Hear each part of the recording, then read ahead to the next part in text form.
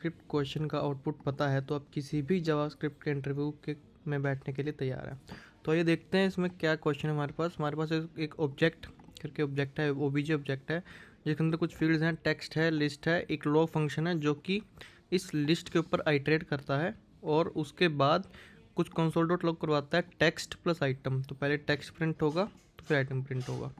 तो उसके बाद हम इस ऑब्जेक्ट के बाहर से मतलब ग्लोबल कॉन्टेक्स्ट से इस लॉग फंक्शन को कॉल कर रहे हैं। तो आपको बताना होगा कि इसका क्या आउटपुट आएगा। तो हमें देखने में लगता है कि इसका आउटपुट आना चाहिए टेक्स्ट मतलब लॉगिंग प्लस आइटम। तो लॉगिंग 1, लॉगिंग 2, लॉगिंग 3, इसको चला के देखते हैं इसका क्या आंसर आता है। इसका आंसर जो आ रहा है मेरे पास वो है अनडिफाइंड 1, अनडिफाइंड 2 एंड अनडिफाइंड 3। तो यू शुड बी अमेज्ड कि इसका ये आंसर कैसे आया। तो यहाँ पे हमारे पास जो इसका कॉन्सेप्ट है वो आता है एरो फंक्शंस वर्सेस हमारे पास नॉर्मल फंक्शंस। तो मैंने यहाँ पे आपको दिखाया कि इस पर्टिकुलर सिनेरियो में मैं नॉर्मल फंक्शंस यूज़ कर रहा हूँ। तो एक बात आप हमेशा ध्यान रखना कि जब भी हम नॉर्मल फंक्शंस यूज़ करते हैं तो नॉर्मल फंक्शंस का जो दिस है वो हमेशा पॉइंट करता है ग्लोबल कॉन्टेक्स्ट।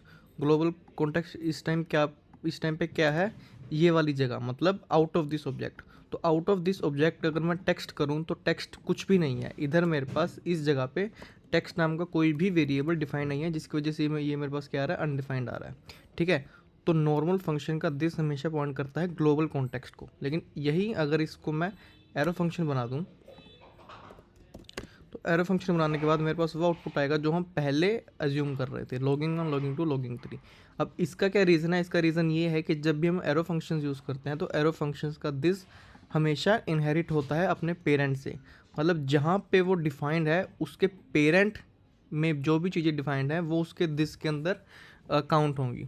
तो यहाँ पे मैं यूज़ कर रहा हूँ इस कॉन्टेक्स्ट में, इस कॉन्टेक्स्ट का जो पेरेंट है वो है ये, मतलब यहाँ पे मैं दिस फंक्शन यूज़ कर रहा हूँ और इसका जो पेरेंट है वो है ये वाला ऑब्जेक्ट।